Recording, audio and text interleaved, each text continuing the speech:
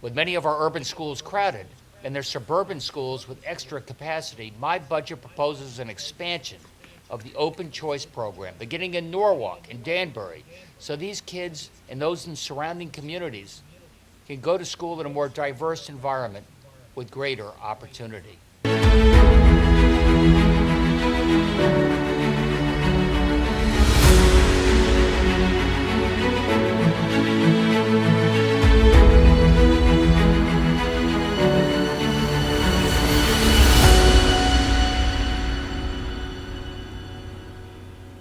Thank you both, Will, Amy, for joining us this evening. Feel free to stick around. I know some of you have conflicts later on this evening, but there's another interesting topic coming up next, and we can move right on to discussion and possible action item B, open choice program. And we have another guest, Nick Simmons, strategic partnership advisor to the governor. Hi, Nick. Hey, folks. Evening. Hi there. So I'll start off. It just luck that we have Will Haskell here today. Actually, it truly is just a little bit of luck and timing. So this past December, I think it was this past December or early December, Dr. Cardona, the Commissioner of Education, reached out to me and asked if Ridgefield would be interested in exploring the open choice program. For those of you who don't know, the open choice program, at least the way it was defined in the past, was primarily, the purpose was primarily to reduce ethnic, racial, and economic disadvantages, in particular in other school districts. And so at that point, Nick Simmons reached out from the governor's office, and we had a very preliminary meeting to discuss open choice and what the purpose of the program was and whether or not the Ridgefield Public Schools or the Board of Education would be interested in exploring it. And so I learned about some of what would be happening or what might be happening on the horizon and spoke to our chair and invited Nick here tonight. Ironically, Will was already invited here tonight for a completely different reason. And then on Thursday or Friday of this past week, I received the proposed bill from Dr. Dumais at a CES, and as we know, Senator Haskell, Senator Duff, and Senator Kushner had introduced the bill to legislation on open choice. So I will turn it over to the people that know best about the legislation, open choice, and whether or not we want to consider exploring this further will be up to the board.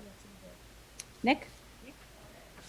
Great. Thanks so much for having me tonight. Good to see everybody.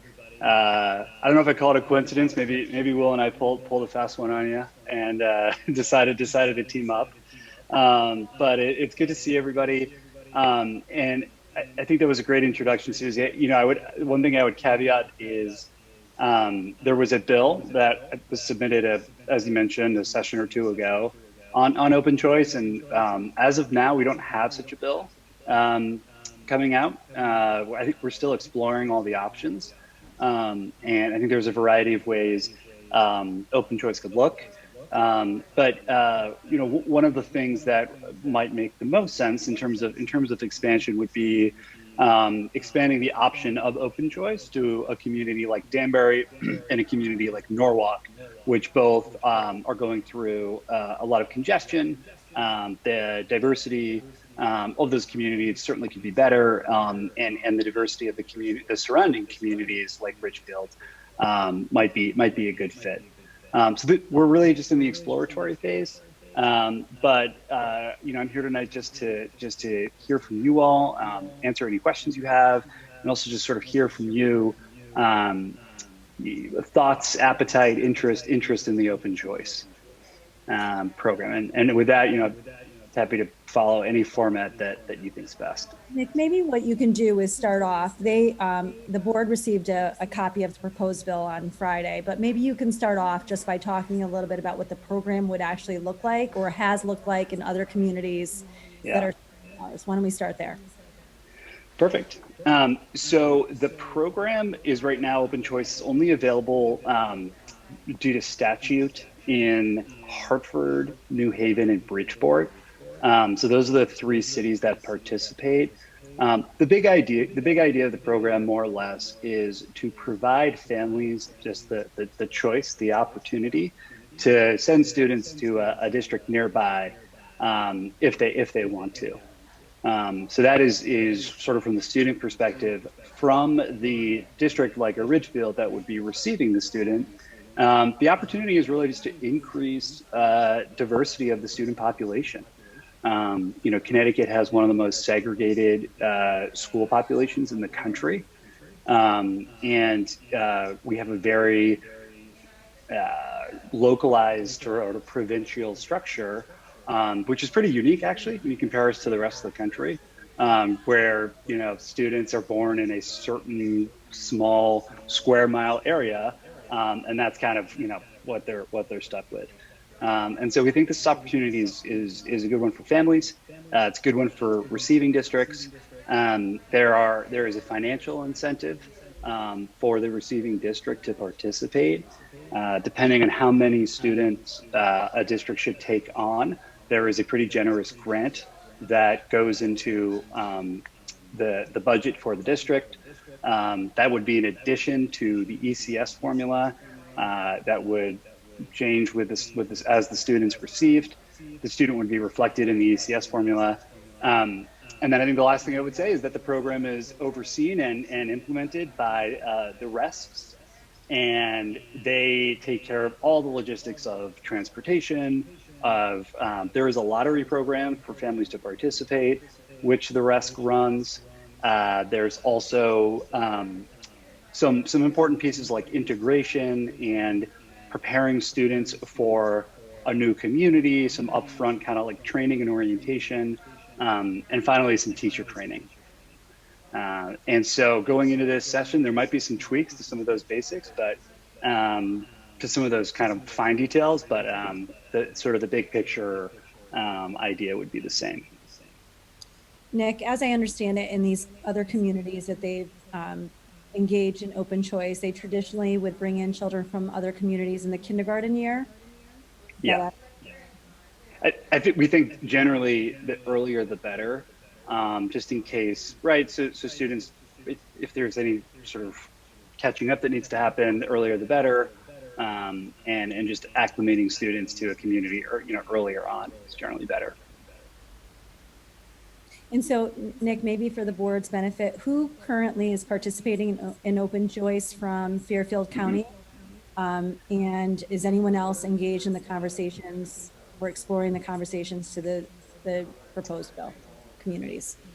Yeah, so in Fairfield County, Bridgeport has been a long time participating sort of sender district, and a variety of districts kind of that ring around Bridgeport. Westport, West End, Fairfield, and a few others. That's in Fairfield County. Across the state, there's 42 districts that participate. There was a second part to your question. I'm trying to remember it. I think Was what other districts are discussing it now? Oh yeah, right. So we're looking at a Norwalk expansion, which is right nearby Bridgeport. So we just kind of add on maybe a few others to the west, like I don't know, like a Darien or a New Canaan, who might not be participating in the Bridgeport program. Okay. Thanks, Yeah. John. Keeping us on our toes. How long has the program been in existence? I think it's over 50 Sorry, go ahead. 50 years, I believe. Yeah. It called something different, Jonathan, I think originally when it began, if I'm correct, Nick, or Will, you're probably the experts, but just based on what I read. No, I think that's right. You mentioned remuneration to receiving districts. How does that work? Is there a formula around that, and what kind of numbers is that? This was the kind of the grant. Yes. Yeah. So the way the current structure works is there's more or less a scale of grant size per student, depending on how many students that district should take. So for instance, if it's on a percentage basis. So if a district takes 2%, 2% of the student population is open choice, it would I believe the grant number is 4,000 per student. And if it gets up to 4%, it's 8,000 per student. And that money goes into the general budget and can be used as the district sees fit. And that would be in addition to the ECS formula. Just for clarity on that, is that a grant on top of the actual cost to serve that student? So if we spend on average $17,000 or $19,000 a student, but the grant covers 4, is it then 23, or is it something? Yeah. Yes. It's on top. It's an addition. And it doesn't have to be tied to the student. These are free floating dollars. Nick, can I jump in on 2 funding pieces that are relevant here? One is that, by the way, Representative Berger-Dravallo was interested in this conversation. Her power went out, so she sends her regrets. But 2 things. In terms of the ECS formulation, the receiving district and the host district both see a half of a 0.5 in terms of the student population. So in addition to the grant, both this sending district and the receiving district have that student represented in their ECS population. Nick mentioned that the state picks up the tab for transportation, but another really important piece of the equation, at least based on Westport's experience, is that to the extent there are special education costs associated with an individual student, an IEP or something of that nature, it's paid for by the sending district, not the receiving district. So it would be paid for, should the program expand, by Norwalk and Danbury. And to Liz's question, I've gotten a lot of emails after our bill hit the system about the cost per student. And many towns in my district, in Reading, for example, which is a town that's very eager to participate in the program, they've got a per pupil expenditure of over $20,000. But the way that towns like Westport use the program is just to fill empty seats when a particular year or particular school sees a decline in enrollment. So that $18,000 or $17,000 per pupil number, that takes into account the building, the teacher's salary, the smartboard at the head of the classroom, the principal's salary, all of these overhead costs that are not really reflective of what it would cost to actually put a student into a chair that otherwise would have been empty. In most districts, I think, view this as not a moneymaker per se, but something that is mutually beneficial. Wait, so just to clarify, what I just heard is the reimbursement doesn't include that base cost to serve. That's just a sunk cost for the district, and then we get the grants, special ed, and all those other things. Is that right? That's correct. Okay, so the town of Ridgefield, the taxpayers of Ridgefield would cover all the students, regardless of if they were open choice or not, with the exception of any kind of extraneous cost or ECS cost. I just want to clarify that for the town that's listening as well, that it's not the 17 plus that was just stated, or 19, or whatever our cost to serve is. That baseline gets absorbed by the town of Ridgefield and the taxpayers that pay that, just to be clear. That's the transportation and special education piece. Except for transportation and special education or other ECS formula related items. I think that that's accurate, Liz. I would only push back that the marginal cost of increasing a student in a seat that would otherwise be empty isn't really $17,000. Well, if there's a seat that would otherwise be empty. So I think that that's up for debate. Actually, if that one seat is a break point where we have to add a teacher, it could be way more. So that brings another question. That's why it's the district's discretion as to how many students to take should they decide to participate in the program, not only how many students to take in general, but how many to take each year. So I went through the Westport public school system. I know that Westport would take whatever level was appropriate given that year's enrollment. But it's not something that if you take someone, you want that student to then not be there the next year, right? If you're making a commitment to a student in kindergarten, you'd want that student all the way through. So I'm not sure exactly how that would work. I think that the point is, it's generally from the macro level. We have districts like Danbury and Norwalk that have, they're congested, they're overcrowded, right? But near, you can have a Danbury, or you could have a Westport or a Darien that has open seats, right? So this isn't a, exclusive Danbury to Ridgefield sort of program here. It's hey, Danbury, how many open seats do you think you have, next year in kindergarten? Oh, you've got 5, you've got 10, great. Would you be interested in taking some Danbury students?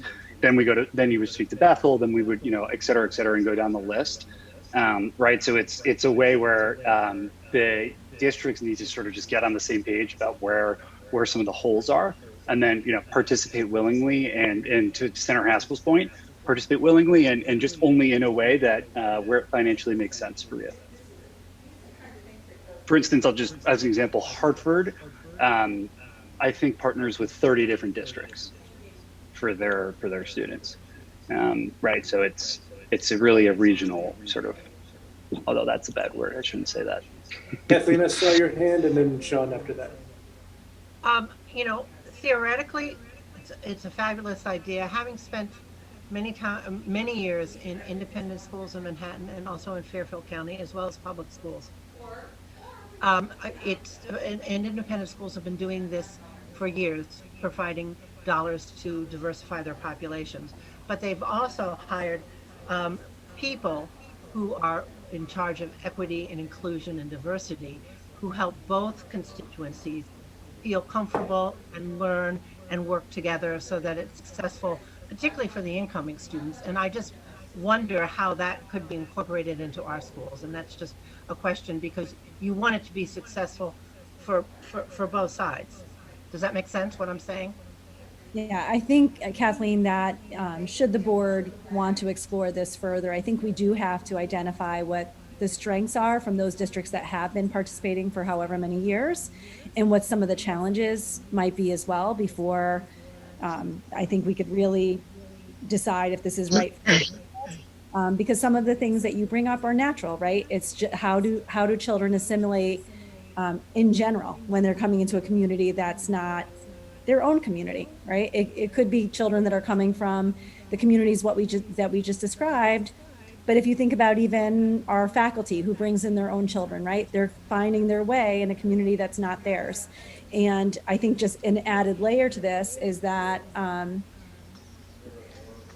there are going to be assimilation issues, you know, and how we navigate those and how we ensure that any child, should we go down that road and we accept them into our school community, that they're truly a part of our community. And we've done our work to ensure that that's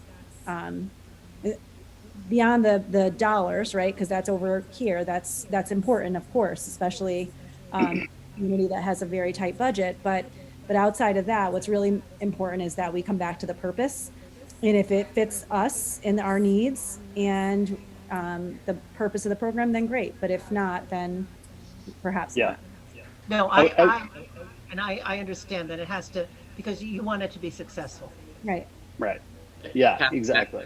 I think you bring up such a good point, and I'll be perfectly honest. In the school district where I was a student in Westport, I would say that the program had a really wonderful impact on a lot of students' lives, but it also had some shortcomings in terms of the full and meaningful integration of the open choice students within the larger student body. So I think that there are lessons to be learned there in terms of what sort of wraparound services and to Nick's point, preparing students for success. I also just do want to point out, though, that I think that this is a wonderful program for students who have a chance to go to a world-class school district like Ridgefield. I also think there's a benefit to this program for students from Ridgefield. I think that we all do better when we have a classroom with socioeconomic diversity, with racial diversity, with students who have with classmates who have a lived experience that is different than our own. So while I think it's a wonderful thing to do for students in Bridgeport, and I hope it will be a wonderful thing to do for students in Danbury and for Norwalk, I think it would also be a great thing for students to do in Ridgefield should this board decide to move forward. Yeah, that you took the words out of my mouth, Senator. I think that's exactly right, and that is the overarching goal of the program. I would say. I mean, there's this financial piece, and there's of course this opportunity piece. But it's really to achieve a more diverse student population across the state of Connecticut.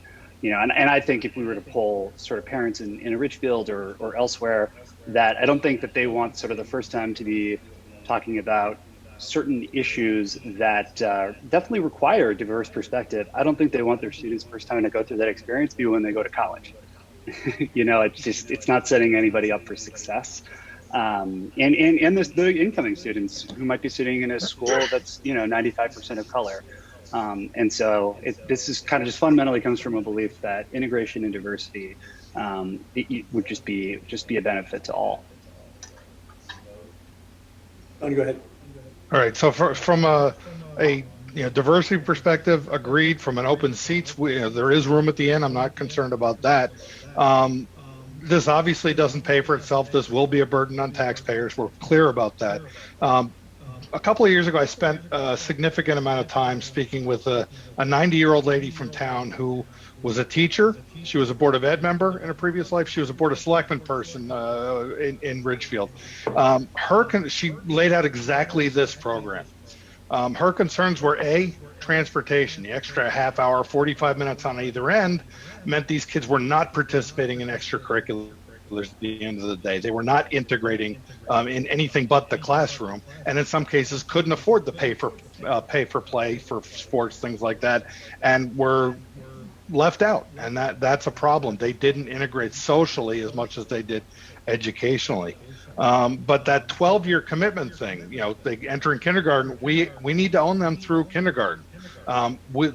In the scenario I was given was these kids caught up, they integrated into the schools, the funding dried up and they had to go, and they went back to their other school and they were a year ahead, and it was a problem as well. So we need to be cognizant that if we take on this program, this is for the long haul, and we own these kids from the time they enter the school district until they graduate, if they so choose, which means we need to know what the impact is to the classes all the way along those with our, Malone and McBroom surveys, as inaccurate as they've been so far, because there are breakpoints where we will have to spend extra on teachers, and that is not funded. Laura, I saw your hand next. Thank you, Sean. Yeah, I just wanted to share a little different perspective. When I taught in Westport for many years, I had an open school student in first grade. And it was, of course, different in the regard I'm speaking like completely just as a teacher, and it was a young teacher back then. But it was an amazing experience. And I followed the girl all the way through graduating high school. And I think the assimilation piece, because it starts in kindergarten or first grade, is almost a non-issue, because those kids are so open and willing to accept anyone. And it's more that they're a new student. It's not that they're from a neighboring district. And they really don't even, when that comes up at that age, it's just accepted. So it's not a real issue. I think if they were to come in fifth grade or sixth grade, that would be really tricky. But when they come in, it's really positive. And I think it had incredibly positive sort of implications for the whole class. But that said, at that point, I wasn't aware of all of the monetary issues and all of those pieces. So, I just thought I would contribute that piece. Thank you. Will? I just wanted to pick up where, Nora, I think that's so wonderful to hear. And to pick up where Sean left off, I think he raises a really important point about the time traveled for logistics. And that's exactly the motivation behind our legislative change. Look at Region 9, for example. Easton participates because students can easily go from Bridgeport to Easton, but getting students in the morning and every afternoon from Bridgeport all the way to Reading is a huge inconvenience, not just to the folks who are responsible for transportation, but for the students and the families themselves. That's why we're so interested in expanding this program, even if it's on a limited basis, to Danbury and to Norwalk, so that students can participate without having to travel far and wide to get to this district. And I take your point, Sean, about extracurriculars. I think that when we look at the Westport program holistically, that might be one of the shortcomings that's addressed. I'm not sure how meaningful the participation in extracurriculars was. That's a huge part of what districts like Ridgefield and Westport have to offer. So to the extent, and Nick and I have been having conversations about this, to the extent that this program expansion can include greater flexibility in terms of transportation timing, I think that would be really important. Yeah, we have the benefit of kind of learning what's worked and what's not worked with the other districts. And this bill isn't just simply, what we're discussing is not necessarily just an expansion, but an expansion and an improvement on kind of what already is there. Wait, just for clarity, Nick, earlier in the conversation, you said there wasn't a bill, and then you just said there was, and I thought I saw one floating around. Is there a bill on the table for this or not? I'm just trying to make sure we're on the same page. So I from the governor's office, I'm sort of representing, there's not a governor's bill on this right now. And Is there so a I don't want to. legislative bill on the House or the Senate floor that you're And aware so of? Senator Haskell, can speak So to there the is a bill that's bill. moving through the Education Committee. Got it. Just wanted to clarify that what we said is consistent. Thank you. So there's kind of two different things that need to happen. With the governor's support, hopefully we'll get funding included in the budget to make this possible, but there's also a statutory change that needs to happen so that districts outside of New Haven, Bridgeport, and Hartford are eligible for the program. So we are working sort of in harmony on two parallel tracks, and there is a bill in the Senate. And that bill is purely just to expand open choice to include Danbury and Norwalk, is that correct? That's correct. And I should say we're really hopeful that it'll be a bipartisan initiative. I've received some wonderful feedback from superintendents inside my district and outside of my district, and Board of Ed members from both parties. So I do think that there's growing interest in Fairfield County. Margaret? I think some great points have been brought up tonight, and I would like to find out more. So I guess my question is around what is it that you're asking for us to actually come out of tonight with? Is this just an agreement or not as to whether we might want to explore this? If indeed the program gets expanded, we're not looking to actually make a decision right now because there isn't necessarily a decision to make, right? This is just about whether we want to move forward with exploring, and that could potentially consist of doing some due diligence of looking at some of the other towns that have done things as well as some other analysis. This is on our agenda tonight to assess this board's appetite to research this further. Just one piece that I actually missed asking you, Nick, and I think that the board would benefit from this. If this was to move forward, the start date, we're quite a bits away, right? We're thinking about this school year 22, 23 as a possibility. Is that right? Yeah, exactly. That would be the start date.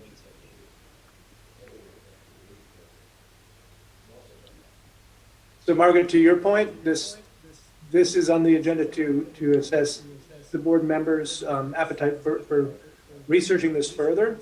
I can only speak for myself. I think that there are a lot of open questions around funding, around potential downsides to what otherwise looks like very good benefits to students, both coming to a new district as well as the students in that district. I think there are a lot of open questions. I would be very open to discussing and researching it further. I also just want to point out a couple of words that all of us board members hear once or twice when we first become board members, and they don't really mean much frequently, but we are agents of the state acting locally. And this is one of those rare instances where I can see where those words come in. This is where it wouldn't just be about Ridgefield. It would be primarily about Ridgefield because we are acting locally, but we'd also be putting on our agents of the state hat if we wanted to research this any further. Yeah, I think that's fair, but we're also elected by the town of Ridgefield, so I'd love to have the town folks and PTAs and other constituents involved with that investigation to make sure that this is something that the community feels like they do want. I mean, I know we've got a couple people here who stated they speak for parents, but I wouldn't want to do that. I think we need to get them involved and really make sure that we're willing to raise our mill rate and we're willing to do that. And I agree that the benefits are there for the students that come in, but we do need to balance that against what is a very lean budget, historically very old aged buildings. I get it, there's overcrowding elsewhere, but we've got building and infrastructure issues ourselves that we need to consider as well. Very good points. Kathleen? I agree with you, Liz, wholeheartedly that it would be a benefit to those coming in, but I want to do the counter argument that I think it's also an amazing, if it were to work out, and I have the questions, having worked in schools that did bring in diverse populations, and it took a lot of work on both sides, that it adds as much to it would add as much to our population as to those children coming in, and as we look at the world our children are going into, it's going to be a diverse world that they're entering, and I think it's one thing that we could be another part of their education. And I know there's many questions, but I just think that it's not just one-sided. Just wanted to add that. Ken, and then Tina. And I just want to echo everyone else here. I do think that there is a benefit to Ridgefield students, an obvious benefit for a student coming from an overcrowded district. But again, as has been mentioned, there is a cost associated with that. And I think that I want to explore this opportunity because there is such value to Ridgefield students. But again, as part of that exploration, I think these are questions that we need to ask and get answers to, so that when we are ready to make a decision, we have the complete picture of the benefits of the actual tangible benefits to our students, as well as the costs, whether those are opportunity costs or actual hard dollar costs to the district. So I want to explore this option because I think it is a fabulous opportunity for all involved. But I think, to Liz's point, I think we need to make sure that when we present it to the community for our ultimate decision, I think. Thank you.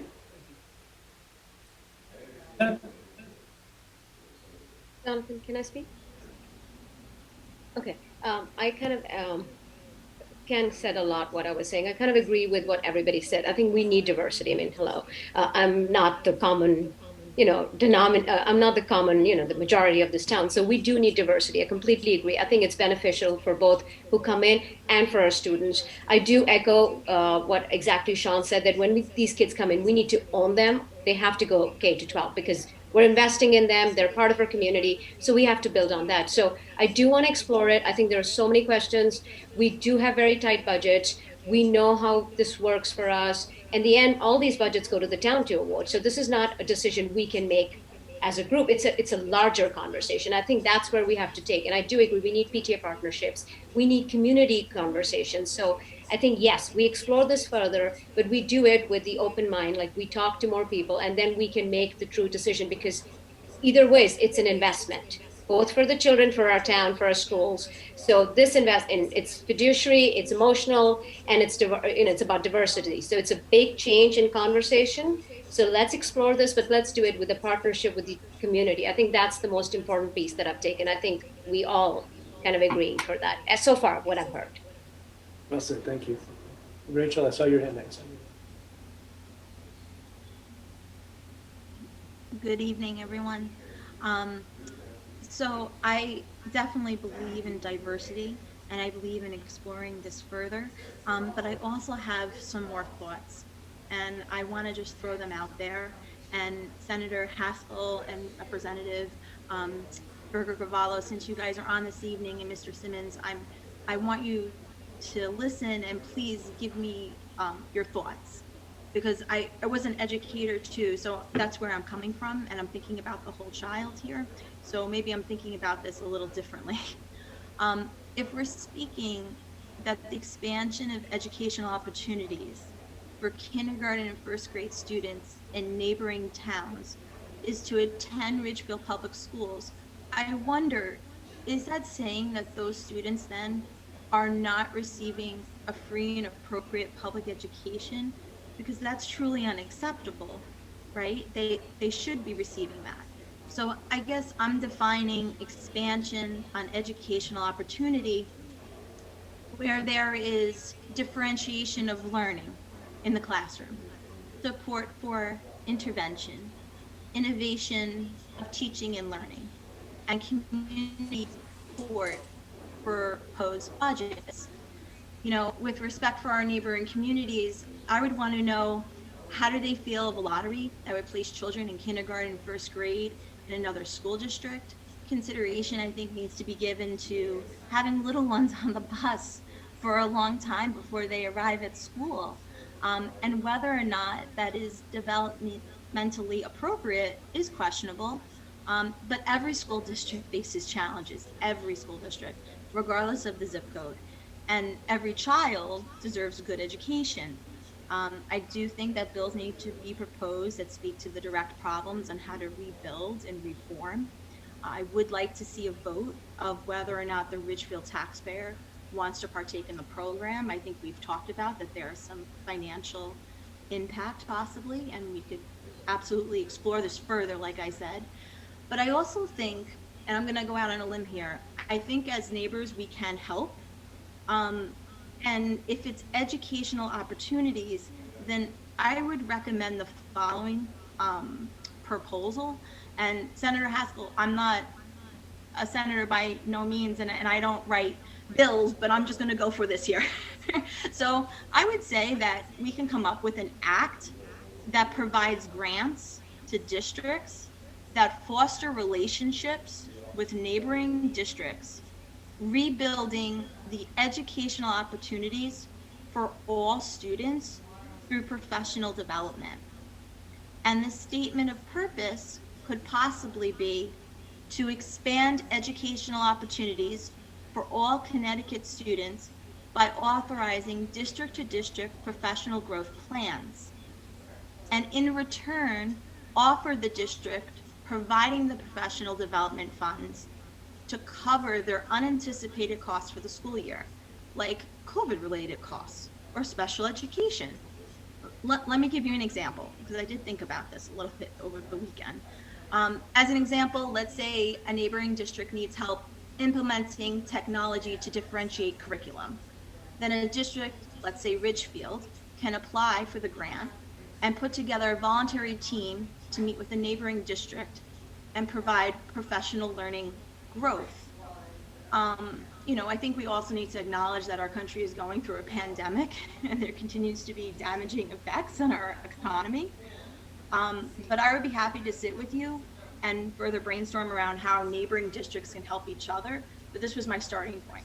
You know, I don't think there's any blanket answer or quick fixes in education, but I do think we can move in a direction that's fair for the child. We can offer diversity. It's fair for the taxpayer and the educational community. And that's a big conversation, but I would love to be a part of it. If it's okay with you, Jonathan, I'd love to just respond briefly and say, Rachel, I think it's a wonderful idea, and I certainly stand ready to support any legislation that tries to improve all school districts. And I probably should have been more clear when I proposed the legislation. I certainly don't view the open choice program, wonderful as it may be, as a cure-all for Connecticut's educational inequalities or frankly economic and racial segregation. I think that it's a stitch on a Band-Aid of an open wound. It's going to make the difference. It's going to make a difference in the lives for maybe a few hundred students, and that would be wonderful, but it's not going to solve anything close to all of our problems. And I think that students are the best investment we can make, and as a legislator up in Hartford, and along with Nick in the governor's office, we'll continue and I know I speak for Representative Berger-Travallo as well on this, we're going to continue trying to make sure that schools across the state, but including and especially those districts that are under-resourced and overcrowded, receive the state funding that they deserve to provide that constitutionally mandated education. So thank you for that. Thank you so much. Yeah. Thank you, Rachel. I think Senator Haskell said it perfectly. And the only thing that I would add is, you know, I'm from, I taught and was a seventh grade math teacher and principal in Harlem, New York. And I'm from Connecticut, but it was funny adjusting back because in New York, any student in all 5 boroughs can actually choose, and family can choose to attend nearly any school, assuming there's not some like the magnet type schools there require a test to get in.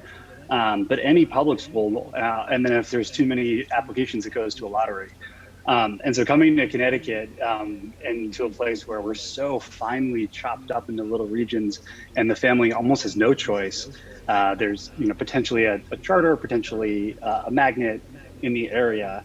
And so I think that's all that this bill is doing, and all that the sort of the thought process is just to provide families just a few more options. So it's not to say, let's give up on these districts, or some of these districts are doomed and now let's just save a few kids to send them elsewhere, but it's really just to provide choice.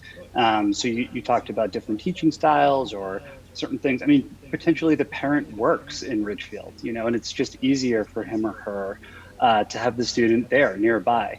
because instead of going back and forth, and so that's really kind of all it is. And I think all the things you talked about in terms of transportation and et cetera, it's not the state is actually not forcing any party in any way to do anything, right? If we included Danbury, they still don't have to really participate. No family has to participate, and no receiving district has to. It's really just providing the opportunity for those who think this might be a good idea for their community or their child to have that option. Thank you. Any more questions or comments on this topic? This is not we don't have a motion on the table or anything like that. I'm just trying to gauge from this group how many of us are interested in researching further the open choice program. It seems like there is a general consensus around doing more research on this, that we are open to doing that research. Am I reading the room correctly? Reading the room on the Zoom correctly? Okay. Looks like, I don't know if, Nick, if that's what you came to hear, but members of the Ridgefield Board of Ed are interested in hearing more and learning more about the open choice program going forward. Great. Thank you so much for having us, and thank you guys for all that you do. Thanks, Nick. Thanks, Will. Thank you both. Thank you. Before I go, I just want to say that my line, Center and Haskell lines, or Department of Education, always open for any further questions you have in your process. And we spoke earlier, we'd be happy to connect you with any district, any of the 40 districts that have been participating. If you wanted to hear more how it's going with them. Great. Thank you. Okay.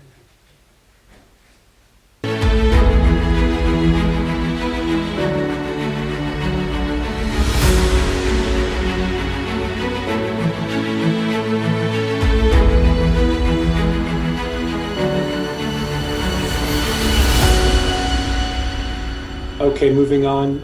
Next up is open choice. So I provided the Board of Education with a memo. I really worked to go back to January 25th in the discussion around open choice, think back to the notes, and was intending to provide the board with more than I actually could. And so at that board meeting on January 25th, you may remember that the board said, okay, we're gonna look at open choice in 3 parts. The first part is the benefit to students. The second part, which wouldn't be tonight, at a next meeting would be financial implications, and then subsequent to that would be next steps. And so what was hard about this is that, and I know that this board and many boards are looking at quantitative data. Is there data that can help us understand what the benefit would be to students who are coming into the district, or from the sending district or from the receiving district? And so from my perspective, I really wasn't able to give you as much as I would have liked. There is one study that's back from 2015. And as you noticed in my memo, the focus of that study was really on the sending students, and it was connected to, at that time, standardized testing, which was the CMT. Now, open choice has been called many things in many communities. And so there may be other studies that were completed prior to 2015. I think they called the program at one point project choice or things like that. I couldn't exactly run the parallel, so I elected not to do that. That said, what I also included in the memo for the board to look at is the link to the State Department website, which you've seen before. I also reached out to Durgay to find out where they were with open choice, and you'll notice they were either yes, planning, currently receiving kids, or possibly it's still under review, similar to Ridgefield. Lastly, not a direct through line, and I also acknowledge that in my memo, I included some other information. I gave you some demographic information because actually the goal is to reduce racial, ethnic, and economic differences or isolation. So I included that for you, along with some data on free and reduced lunch, a recent position statement on culturally responsive education from the State Department of Ed and their goals in looking at schools and the responsibility of schools, And then lastly, an act concerning minority teacher recruitment and retention. Again, not a direct through line, but to at least provide you with some context in having the discussion tonight. And so off you go, and I'm here to provide any additional information that I may be able to have or may have. Liz? Yeah, I just have a couple of a comment and a question. So I also dug around and did as much research as I could find about the 50 years that the esteemed representative from the state talked about in his presentation regarding the open choice program. And I find it absolutely fascinating that despite my inquiries personally to several people, both the cooperative education services as well as at the state level, that literally the only report is the one that Dr. De Silva shared. So for 50 years, this program has been called magnet schools, open choice, whatever moniker the political scene wants to put on it.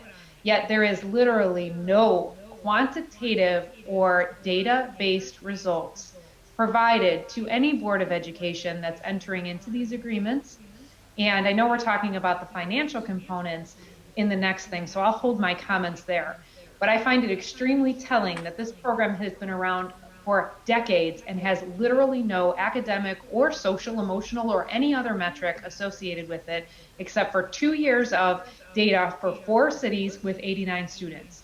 And for 50 years, we've been saying that this is helping people, that this is helping students. And not once during that 50 years did anyone deign to bother to measure it. So for that, I say, you know what? There is no benefit to the students that are in it because there's no proof of that benefit, and there's no benefit to the districts that are receiving it because there's no proof of that. I follow data, and I look at data. We use data for all of our other metrics, and you know, my guess is the reason there's no data is because there is no benefits, because otherwise they'd be lauding that data and showing the benefits to the communities, both sending and receiving students, which for 50 years, this program has been running in Connecticut and has none of that to prove that it's of any value to anybody. So I'll just stop there and say thank you for sharing the same report I found, Dr. De Silva. I did a ton of research on this. I tried to find other states that are doing it. I went to the state, I went to CES, and there is literally no data. So with that, I close my comments. Liz, I appreciate your comments, and I too am, shall I say, underwhelmed with the data that's able to be provided. Not with anything. I'm not making a judgment at this point. I'm just saying that there is a paucity of data around either the benefit to the sending district students or to the receiving district. That said, I haven't made my mind up, but I, like you, am a little disappointed in the amount of data that is available at this point. Sean, I see your hand. Yeah, just one quick follow-up. But the one report that we do have in 50 years with the data actually shows the open choice program underperforming and actually hurting students in one of these metrics. The best approach appears to be magnet schools operated by the RESCs or public charter schools. Now, that being said, the reason we're supposedly doing this, just to bring it back to the original meeting, was because of overcrowding in Danbury. They have 11,507 students in the last census that I was able to find. But they are building a huge complex at the Matrix, a wonderful STEM school. But they turned down a 700-student charter school, which would have solved some of this problem. But that being said, charter school aside, they're building 20% more capacity in their schools. So when you bring it down to the base level, overcrowding really isn't a problem or the problem, and us taking in a handful of kids isn't going to solve that. And this program can only support 50 kids from Danbury. So that $1.5 million, if it was my kids and my district, that $1.5 million can solve a lot of problems for 11,507 kids. And it doesn't feel like a creepy lottery that helps a half dozen kids or doesn't help, according to this report. Just the fact that we want to hinge a couple of kids' success or not on this data and not help 11,507 kids is troubling to me. If their district has problems, that goes a long way to help them.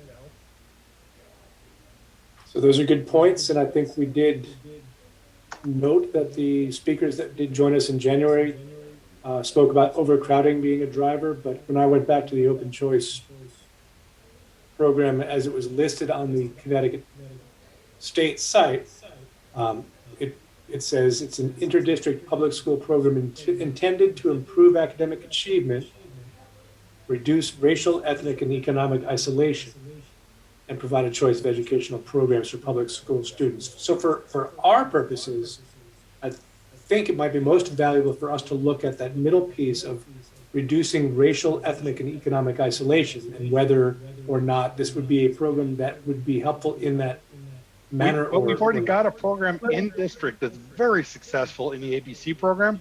Let's triple that. Well, where are the metrics that this does anything for racial diversity or ethnicity? I'd like to see any study, any KPIs, any metrics that support that statement, because they are not available from the state or from CES. You know, No, they're not. We'd have to find them elsewhere. I agree. I mean, I will. Gina? This is me as a person of color, and I have a huge problem keep saying this is adding racial diversity.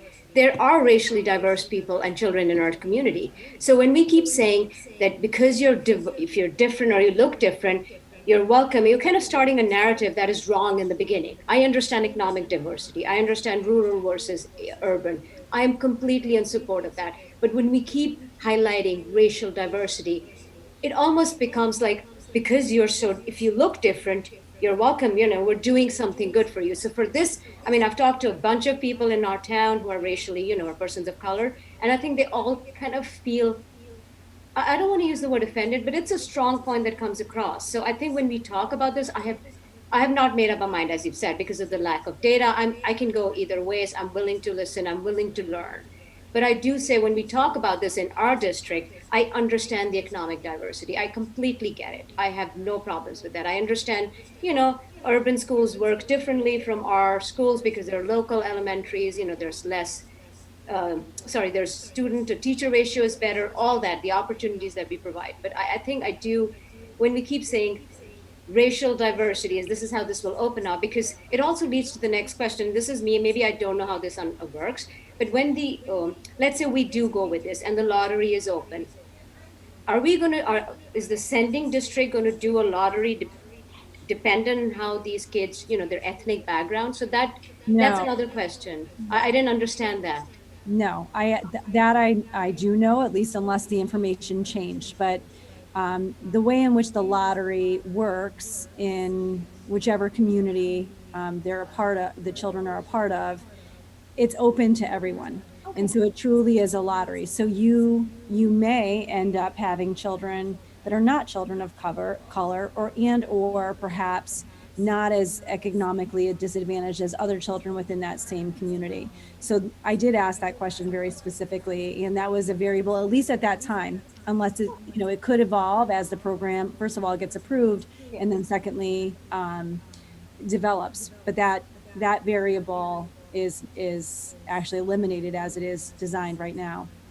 Just the one point I just want to clarify in terms of magnets and or charters is that it is somewhat reversed, so that everyone is just coming into the discussion and with the same knowledge. So traditionally in a magnet school, it's the inner city school, and the receiving children are those coming from suburban communities. So for example, if you're in the city of Waterbury and you're in a magnet school, it's open by lottery to the city children, and then they take in a small population from each of the surrounding suburban communities. So it's structured a bit differently. And so it's not exactly, unfortunately, when we're comparing, it's not exactly apples to apples. So I think we do have to look at the model of open choice as a model of open choice, as opposed to connecting it.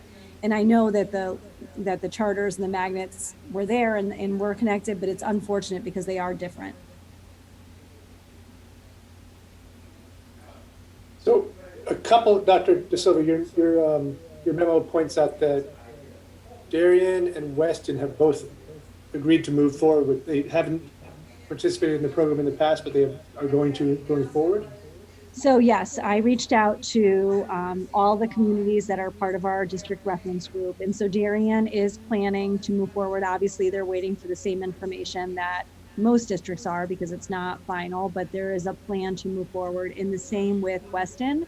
The difference in Weston, when I communicated with the superintendent there, is they intend on reviewing the program each year, not for the children that are already in the program, but in order to receive new children, that's just going to basically be on an enrollment, right? So if they're accepting kindergarten children in for the following year, before they accept kindergarten children in for the following year, if they're going to look at their class sizes to determine if it makes sense to do so before they accept them. So they're going to continue to review each July, or at least that's their plan, should this move forward, before continuously accepting, let's just say. And from what I understand, there's not an obligation to continuously accept. So you could accept 1 year, and then if you elected to continue because your enrollment was down, let's just say, you could. Whereas if your enrollment increased, you could say, no, not this year. Were you able to get a feel from either of those two districts as to why they chose to move forward with joining the program?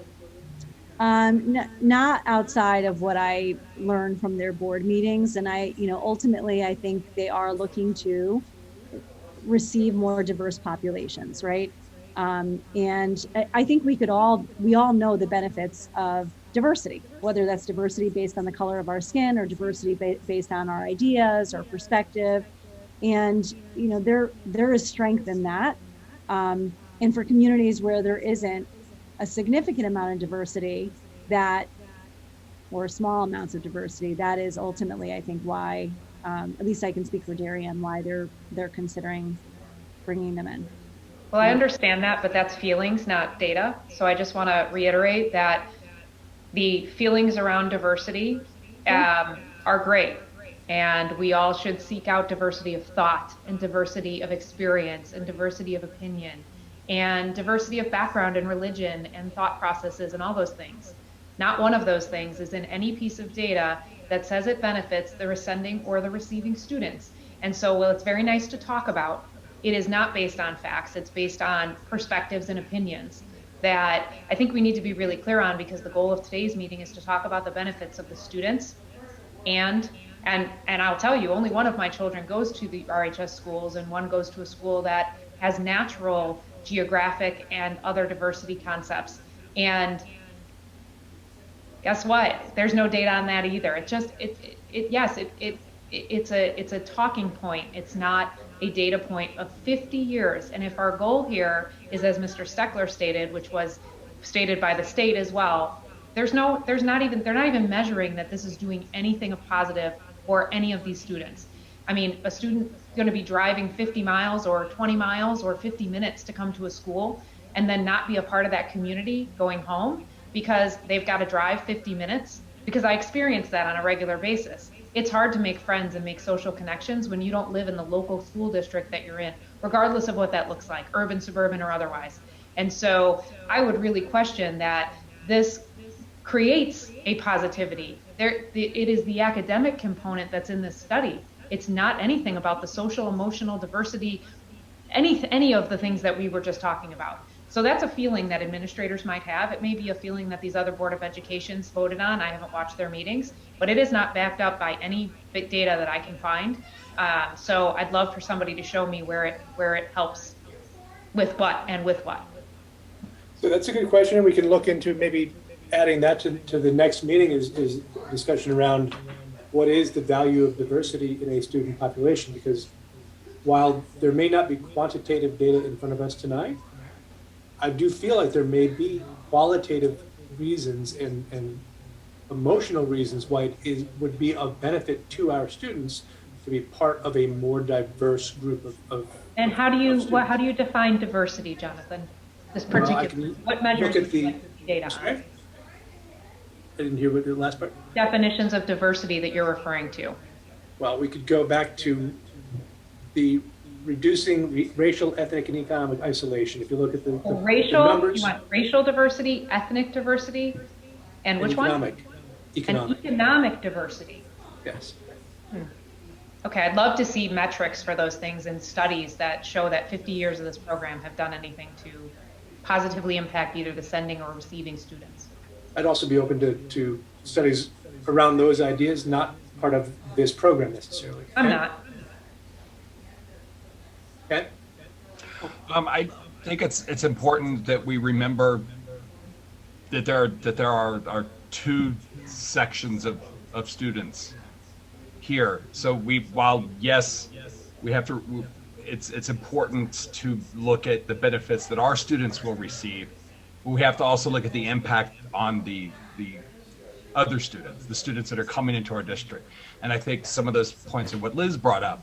What kind of experience are they going to have, because their experience is as important, frankly, if not more important than the experience of our students. So there are two group populations being affected here, and I think it's important to remember what's the effect on the incoming students as well as the students that are already here. Kenneth, did you just to reiterate, I thought I heard you say that students elsewhere outside of other districts are a higher priority for us than our own students in our Ridgefield district? No. When we're discussing that, everybody froze too. I said when we're discussing this, one of the things that we keep talking about is the benefits to our students of diversity, but there's going to be an impact on the students that are coming here also, and I think that needs to be part of the discussion also. Okay, I thought you said that was more important than our students in our own district. I must have misunderstood. Thank you.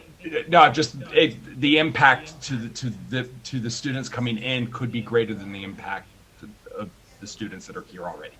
The piece that Liz brought up about the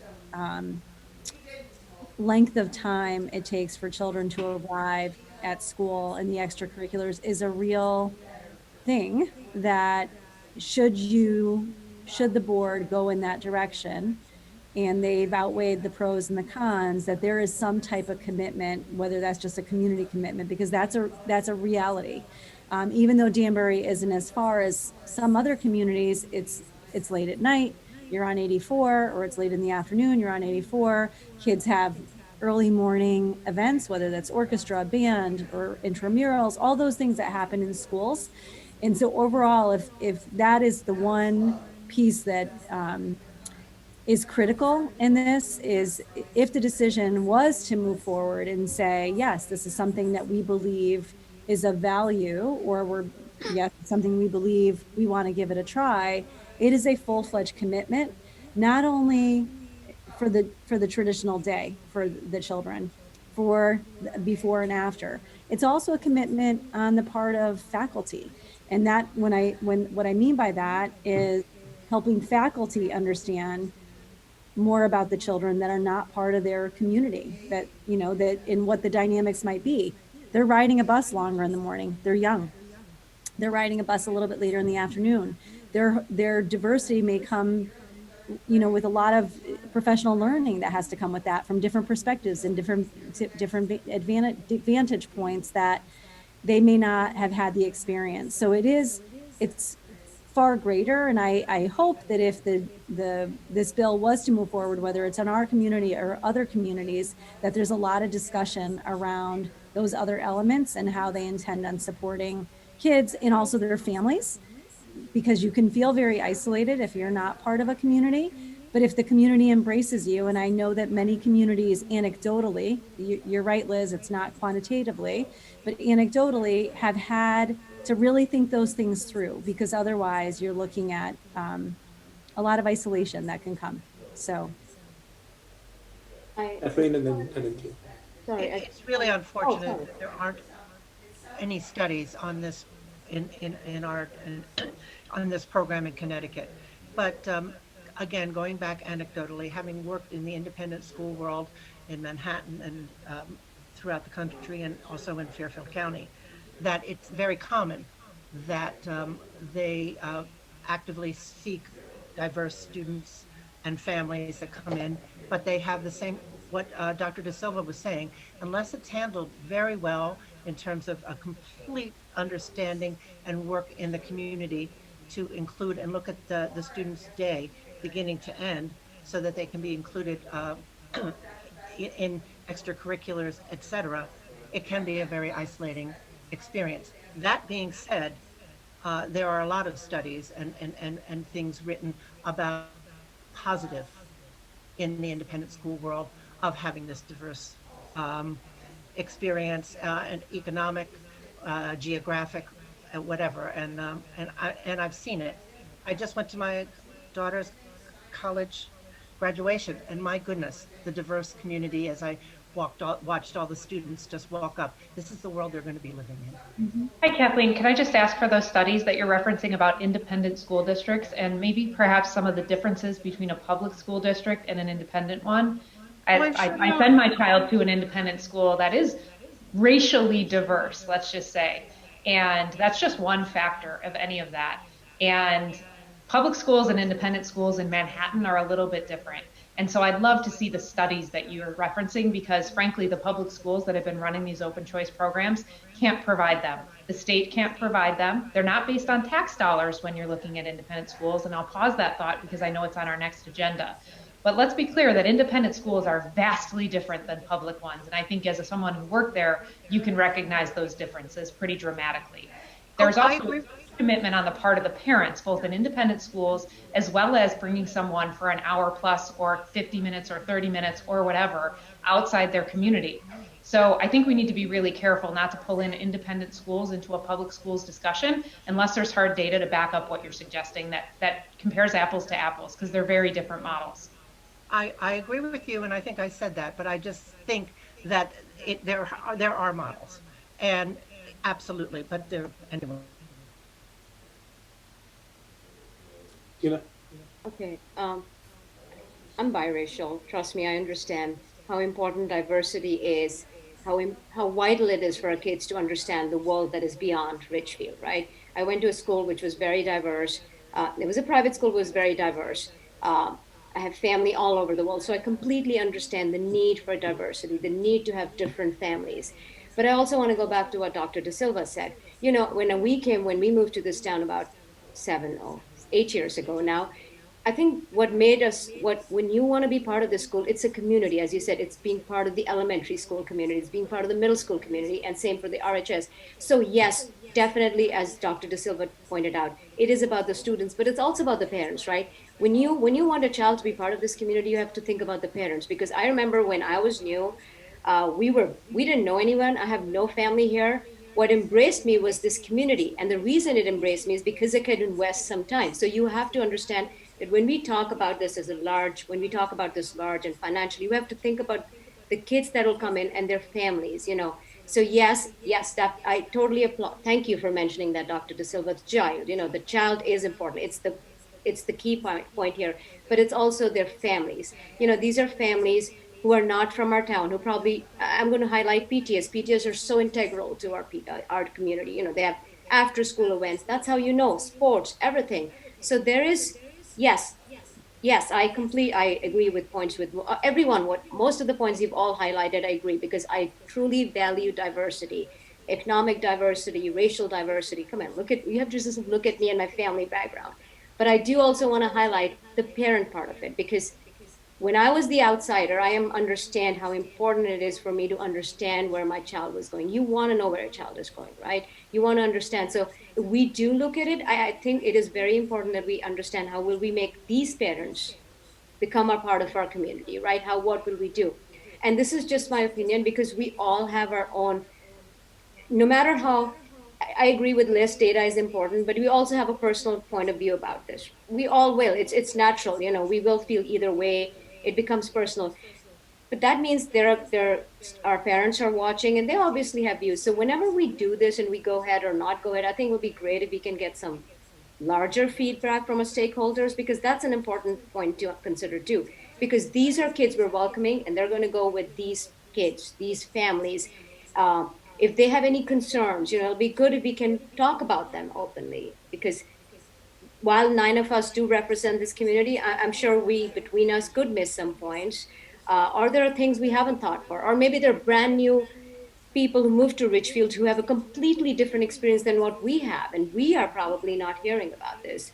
And I just share this because I do know some families who have moved new, and they have concerns which I wouldn't have thought of when I moved 8 years ago. So that's just something I keep want to saying, that yes, when we talk about it, yes, we can discuss as a group, but we also have to look at our large community, because they are going to be about it. And I know whenever you bring up the financial part of it, if there are implications or not, and that's going to influence this decision too. But as we go forward, as we move forward, I just wanted to highlight these 2 points. Beyond any, this is not personal, not my own. I won't share that. I want to talk about the community, because that's what I remember. I'm here for the voice for everyone, or, as much as I can be. So sharing for them, giving them an opportunity so that we can listen to them. That was just a point. I think it's a great point, Tina. The other ask I would have is if we could find some speakers or parents that have actually been through this kind of commuted program. And I mean, there's only 89 kids referenced in the study that we got that was 2 year, that didn't have any of that. But I would love to hear any kids that have been through it, any parents that have committed to this or been interested in it or not gotten in it and how they felt, whatever. But I mean, you can't find any of those testimonials either, which is really unfortunate. Sean? So. Just a couple of random data points. One is, I'm not, if we're moving forward with something like this, that Weston one where every year you give a thumbs up, thumbs down. I said it before, if we're taking a kid in, we own them until graduation. Being clear, we can't bring them here, bring them up to whatever standards we have, perceiving that our educational model is better than what they have, which is why we're doing this, and then send them home. You can't do that. Secondly, our elementary schools are pretty full. So we're not talking about little kids here. We're talking about predominantly middle school and above, because that's really the only holes that I see in our demographics currently, unless we redistrict and then everything's up in the air. 3, we're coming back online from an ugly 18 months. Right now, we don't even know what we don't know. Fall is going to be challenging, resource-wise, teacher-wise, everything else.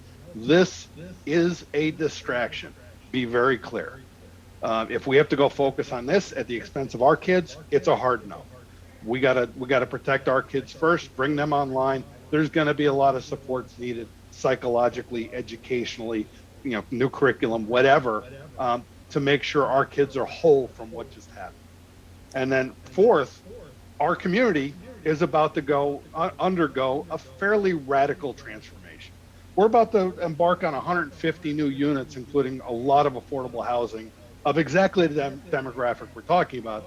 That doesn't include anything that Hartford's about to push down in terms of revised zoning, which they're doing, be very clear.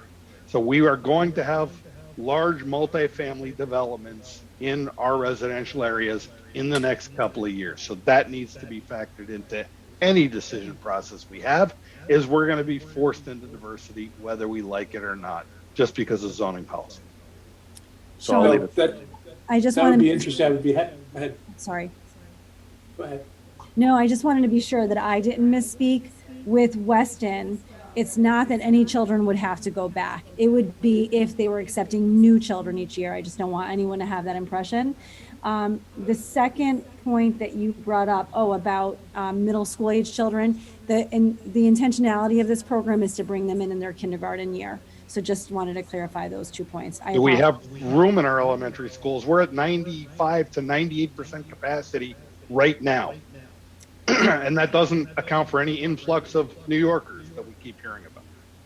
So and by the way, just to be clear, this would be for 22-23.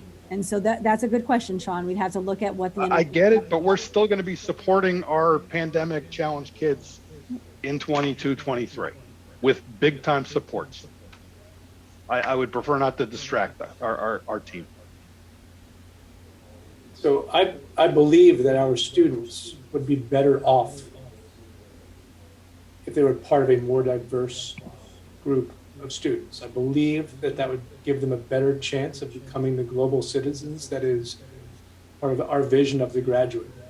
I'm glad to hear that the town is doing something that might bring more diversity into the town.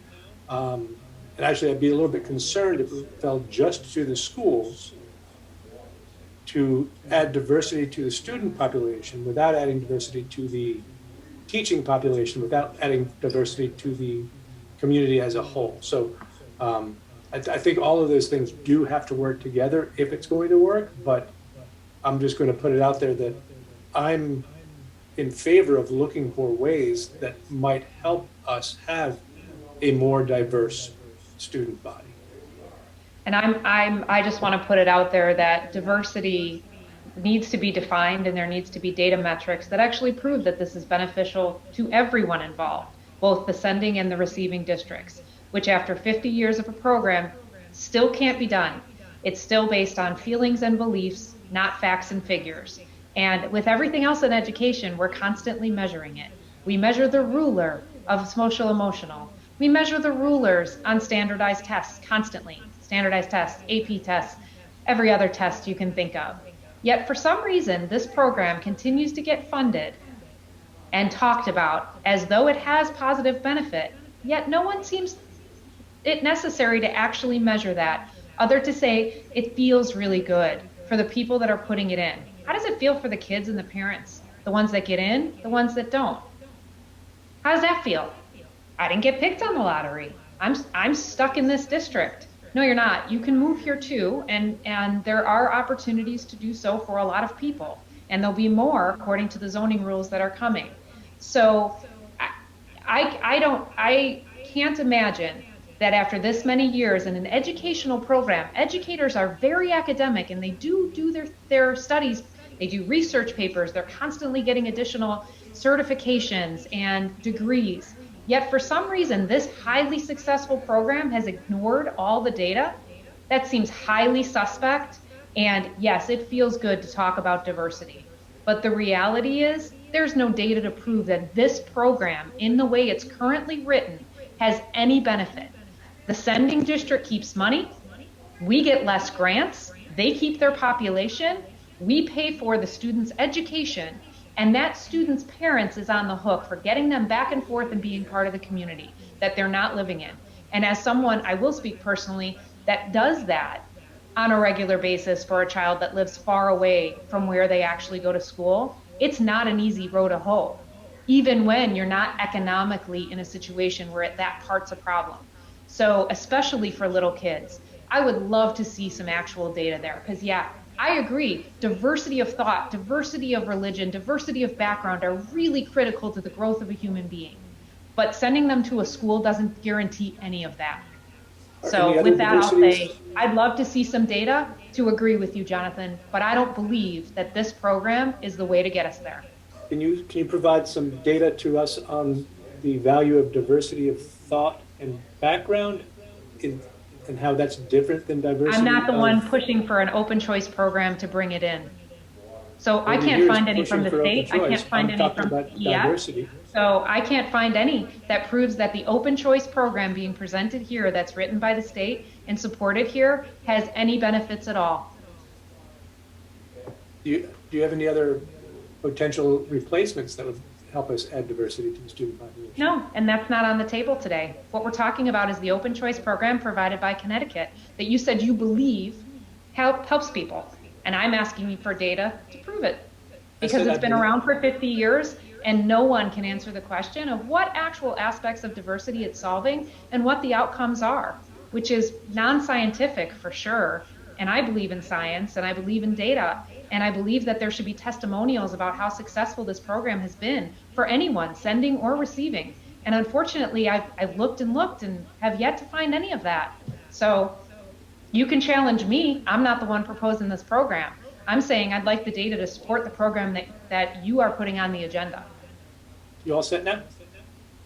Are you? No, I was waiting to respond. I'm sorry. I thought, is it only you that gets the floor at meetings now? No, I was just waiting until you're done and then I can speak. Please feel free. Okay. Just to clarify a couple of misstatements from you, I did not say that I believed that open choice was a good program. I said I believed that diversity would be good for our students. I'm not sure that open choice is a good program. I can't find any data around the program. And that's where I agreed with you at the beginning of the meeting. Rachel.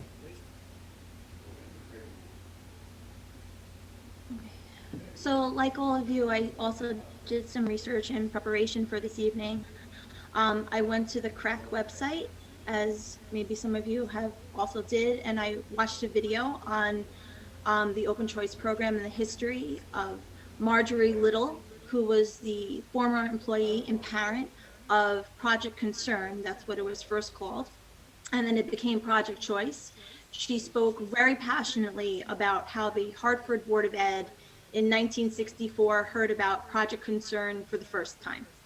And then how Mary Carroll Kennedy, who was the former director of Project Concern and the Project Choice, Trudy Johnson Merrow, who was the co-founder of Project Concern, they all exemplified in the video heart and passion in helping children and closing that achievement gap. The superintendent of Simsbury, a receiving district, he reflected in a positive tone about the program and also spoke of some of the challenges and support staff that was necessary to be brought in to meet the needs of the students that came from Hartford. The discussion also included how parents were hesitant to send their children because it might be an area that was unknown to them. They talked about that there had been a lot of success for children who had been given a better educational opportunity than they would have received, and therefore made an impact on their life moving forward. As a Ridgefield Board of Ed, I know we're speaking about it this evening, I think we need to speak about what we value. I value academic achievement, I value diversity, I value equity like a lot of you. It's also gelled by my own educational experience of having to travel myself as a young child for educational opportunity and safety. I could not go to the school up the block from me where I lived because my parents feared for my safety. So I'm very much for going to school in the district and where you live for various reasons, for community, for culture. But my question is how do we move a needle that for 55 years has said, and Liz, you brought this up, you know, for 55 years, they said that they've helped students be better, become more, but they've only been able to achieve that through selecting students and placing them in a district that's not their own. You know, I do believe that the people of Danbury work hard to provide for their families, and they want a good educational experience for their children. And it's regardless of zip code. And I know we're not speaking on money tonight, but a question that I did ask during a CAPE update on the legislative bills in session was, does the word pilot, quote unquote, mean that this bill may not be funded in the school year 23-24 for Danbury and Norwalk students? And the answer I received was yes, it may not receive funding, or it may go the other way and might be very successful and it might receive more funding. So with that said, and providing you context of where I'm coming from, I think number one, in order to stop putting a Band-Aid on a situation, and even Senator Haskell said that this was a Band-Aid, I think we need to take a step back and reach out to Danbury families and the Danbury Board of Education. You know, what will Ridgefield provide that their current students are not receiving? How can we help them? Is there funding that needs to be redirected to Danbury, to Norwalk, to help the greater student population? Diversity and equity, I think it concerns the community. So we need to involve the community. You know, maybe have participating school districts, have after-school programs where children are involved in celebrating culture, celebrating diversity. I heard Tina say, and I agree, we have diversity here in Ridgefield, but we need to celebrate it through food, through art, through music. And number three, if overcrowding is an issue for Danbury, well, we also need to understand what they're doing to help solve that problem. There is a pride in going to school with children from your own neighborhood and community. And, you know, I don't want to rip that away from students if we can provide that for them in their community. What's hard for me about this conversation is we are talking about children. We're talking about families. And of course we want to help kids, right? And if they're going to get a better education by coming to Ridgefield, well, yeah, they're going to be better off in the end. But what long-term solution are we providing for the greater community? So those are some of my thoughts. Very well said. Any other thoughts or comments for tonight, or should we table for another meeting? Understand what the action items are coming out of this. Is there a call to action to bring a community group together?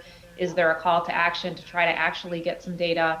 I mean, like Rachel, I went to a school that was forced, it was called integration back then. And there were plenty of children who were bused and bused back and bused everywhere. And I'd be curious, there's got to be data somewhere that shows how successful or not that those things were for those students. And Connecticut, in the way its program structured, has been unable to provide that. So is there a call to action here? Can we bring the guy that came in and gave his speech about this without data as well back? Or what is the next step here? Because I personally reached out and got nothing. It sounds like Dr. De Silva got the same study I did, and that's the only one. So aside from, and the community involvement, we can take action on, but the data, Believe that, I don't know what proponents of this believe program. the gentleman that came and spoke with us is now in DC, if I'm not mistaken. Great. So I don't think we'll see him again. What I'm getting out of this is perhaps we should take a step back and as a board determine whether or not, open choice aside, whether or not diversity in the student body and community would be of benefit. And if so, then we could work on an involving. What is our jurisdiction for who moves into our neighborhoods? I mean, I value diversity 100%, but I don't manage the real estate in our town. Right. So I don't think we own zoning. I don't think we own affordable housing. I'm not sure what we can do other than to celebrate the diversity that's already here. Is that what you mean? I don't know what I mean. I'm one member of this board. I'm looking for ideas from the other 8. It does not sound like there is support for moving forward in Ridgefield with the open choice program. So as far as as far as an action item, I'm at a loss, Liz, as to what that might be. Jonathan, if I may, I kind of agree. Rachel brought it up, and I've heard this from our community members who are, who are diverse or who just moved in. I think celebrating the diversity we have, and I think it's important because there are children who are moving in, and they have. We don't have to change our calendar or any of that. I'm not suggesting anything that drastic, but I'm talking about religious festivals that different religions have, and their food choices, even understanding how certain cultures don't eat certain foods or why not. I think the larger conversation in the community, because it can be very isolating for people who do move, who are in a different, who just don't know this community. Or I talk to them, trust me, I am very involved in some of the people, and I talk to them and they feel really isolated. Even understand, the first thing when you move to a new country, a new town, the last thing in your mind is to join the PT or to talk. You're just trying to navigate school. You're just trying to understand how to get up in the morning, what homework means, what grading happens, and then understanding how food happens. What are the choices? Why do we have this games versus this? So I think a larger group effort to understand the diversity, the needs of the diverse population, how this works, if there are any opportunities for growth, if you will, trying to understand if there is something that the current population feels. I do hear a bunch of stuff, and again, it's all anecdotal, so I'm not going to speak for anyone, but I just want to point out that there's a bunch of data that exists in our community that we should be talking about, because when we talk about it, we can hopefully identify our strengths, some gray areas of growth, and, how we can start these conversations, even for our elementary students. By the time they're in high school, it's a long time away. So starting this, making them feel, and I think I have to say, I'm really happy that our population is changing. Even when I moved here 7 years ago, there were not a lot of ethnically diverse people. I've seen the shift. I talk to them, the apartment complexes are happening. I'm not getting into the debate of all housing. I'm just saying that this has helped add a different population, which was not there so many years ago. So there is growth in that. We just need to make sure that we are we understand their needs, we are highlighting them. And I loved Rachel's idea, food, programs, whatever it is, arts, you know, I know that we've had, Ridgebury used to have a, Dr. De Silva helped me, I completely forget, a program in which parents come and talk about their country's art. Yeah, I don't know that, Tina. I wish I did, but the one, if I may just jump in now, because now I feel like this is our conversation's going in a different direction, which was, it's really about what you're talking about is diversity, equity, and inclusion. And that work has the ability to unify, or it also has the ability to divide. And what I would ask, if that's the direction, and quite frankly, even if you were saying to me right now, that's not the direction, I would say that that is the direction that this community, like many other communities, needs to take a step back.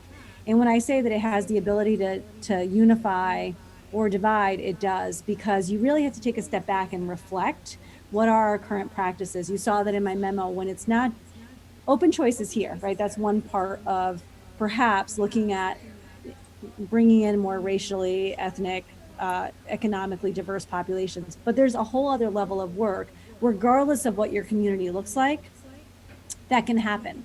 And that's taking a step back and reflecting on what are our practices. You saw me lump them into categories within my memo, which is curriculum. What does that curriculum look like? What are our teaching tools, right? How do we engage our students with looking at different perspectives and understanding them?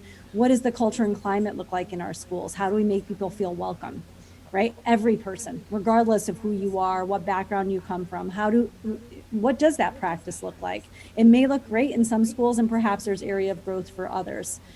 So there's different elements that certainly, if the board is highlighting that right now as important, I would say that I think most school systems are saying, let's take a look back and look at our hiring practices. Let's look at our curriculum. Let's look at our culture and climate. Look at our social emotional learning. Let's look at our professional learning for faculty. And can we embrace that work of diversity? And I hate to use the terms DEI because that's what everybody's using right now, and it almost feels like it's a stamp. But it doesn't need to happen that way. It doesn't need to be that way. But there's plenty of opportunities to engage in that work with the adults and with our children as we move forward, whether that's a district priority or the work that we're going to do, because that's what we believe as educators is worth having a discussion around. So this can come back at our retreat this summer as well, potentially as a district priority or not. Any other comments or questions before we move on? This was not an action item tonight. This was a discussion.